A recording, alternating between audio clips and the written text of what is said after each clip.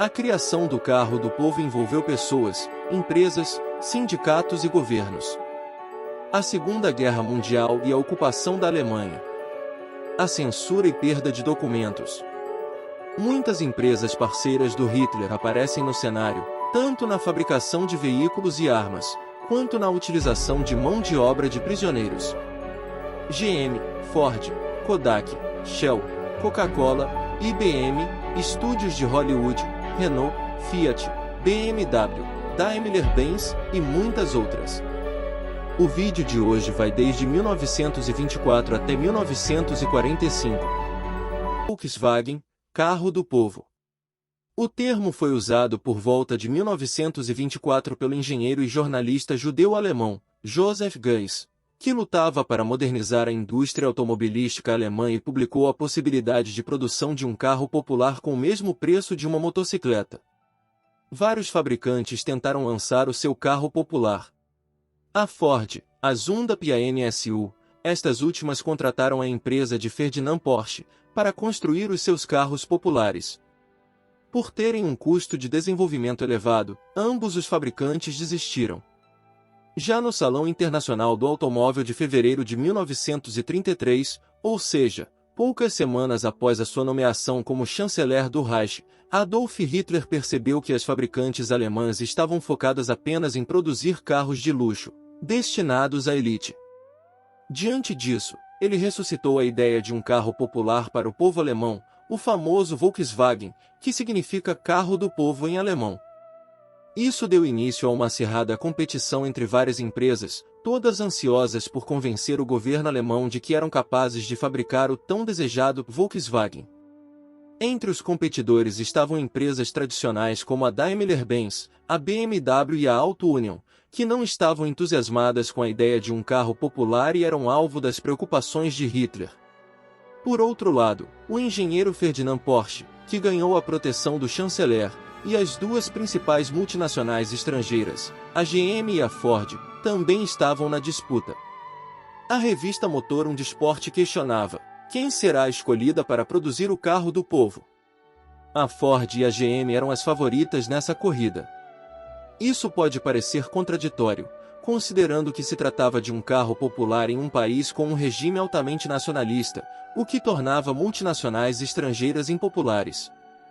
No entanto, havia uma grande diferença tecnológica entre essas duas empresas e as demais, principalmente devido ao revolucionário método de produção em massa conhecido como Fordismo.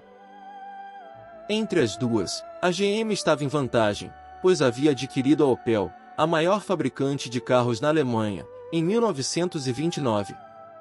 A sede da GM nos Estados Unidos acreditava que seu modelo 1.2 seria escolhido por Hitler como Volkswagen.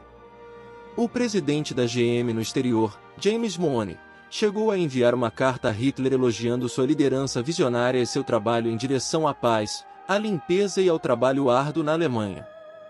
Tanto a GM quanto a Ford estavam buscando o favor do regime alemão, que, por sua vez, aproveitava as multinacionais para avançar seu projeto de desenvolvimento da indústria automobilística.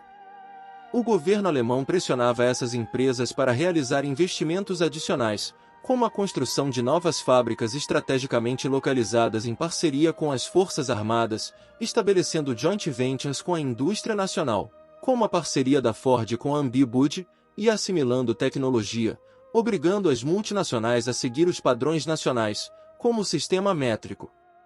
Devido à necessidade desesperada de dólares por parte do Estado alemão, as filiais das multinacionais colaboraram. A planta da Ford em Colônia exportava peças e componentes para a sede em Detroit e recebia dólares em troca. A conversão para marcos alemães era realizada a taxas desfavoráveis, com um prêmio de 25%. Importações de tecnologia da sede em Detroit poderiam ser feitas sem a necessidade de dólares, por meio de trocas de peças e componentes ou com a aquisição de novas participações acionárias nas filiais. E essas tecnologias deveriam ser compartilhadas com outros fabricantes alemães a preços vantajosos. A GM também seguiu essa estratégia. O governo alemão, por meio de controles de capital, dificultava o acesso a dólares para a aquisição de máquinas americanas, levando os engenheiros da Opel a ensinar os fornecedores alemães a produzir essas máquinas. Essa colaboração permitiu que a Ford fosse oficialmente designada como uma empresa alemã em 1938. No mesmo ano, Henry Ford recebeu a Ordem de Mérito da Águia Alemã do Consulado Alemão em Nova York, uma honraria concedida a engenheiros estrangeiros que contribuíram para o Reich. 18 dias depois, James Mooney, da GM, também recebeu essa distinção. Hitler tinha se impressionado com as formas dos veículos da Tatra. Esta fabricante havia se inspirado nos estudos de Paul Jarey, o engenheiro húngaro responsável por criações estilosas como o Graf Zeppelin. No dia 22 de junho de 1934, foi assinado o contrato com Ferdinand Porsche para que produzisse um carro robusto, compacto e acessível. Porsche criou 3 protótipos, como sempre fazia. Eero Encomenda, chefe de design da Porsche, desenvolveu a carroceria do protótipo, que era idêntica à do Fusca posterior. Em 1938, como parte do processo de preparação para a produção do KDF Wagen, uma pré-série de 33 unidades do modelo foi montada, ainda com carrocerias manufaturadas pela empresa alemã Reuter, que anos depois daria origem à fabricante de bancos Recaro. Algumas dessas unidades foram empregadas em testes e outras foram usadas por oficiais do Partido Nazista. Desses 33 carros produzidos na pré-série, sobraram apenas 3. O exemplar de chassi 38, os desafios enfrentados por Porsche eram significativos. Os primeiros protótipos tiveram problemas variados, desde superaquecimento até falhas estruturais. A cada obstáculo, Porsche e sua equipe revisavam e aprimoravam o design. Paralelamente, Porsche estava sob o olhar atento da Tatra, uma montadora tchecoslovaca.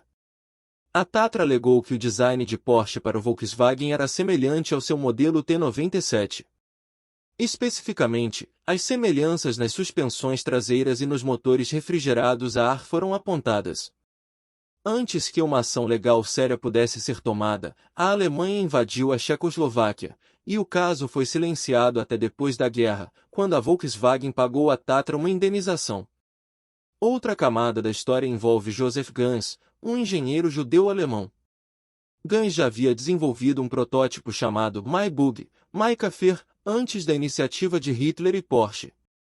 Ele chegou a ser consultado na fase inicial do projeto, mas por ser judeu, foi rapidamente afastado e perseguido, seu papel quase apagado da história. Em 1938, com o design do carro basicamente concluído, Hitler lançou a pedra fundamental da fábrica de Volkswagen em Wolfsburg. Esta fábrica foi estabelecida especificamente para a produção em massa do carro do povo. Interferência da Segunda Guerra Mundial. Antes que a produção em massa pudesse realmente começar, a Segunda Guerra Mundial estourou em 1939. Isso levou a uma paralisação na produção do Fusca para civis, e a fábrica de Wolfsburg foi convertida para a produção militar. Após o fim da guerra, a fábrica de Wolfsburg foi capturada pelos britânicos, que retomaram a produção do Fusca. Com o tempo, o Fusca tornou-se um dos automóveis mais produzidos e reconhecidos em todo o mundo, representando um símbolo tanto da engenharia alemã quanto da resiliência pós-guerra. No próximo vídeo apresentaremos as versões militares do Fusca e também falaremos sobre o que fizeram outros 5 grandes fabricantes europeus para o governo alemão. Gratos pela atenção e até o próximo.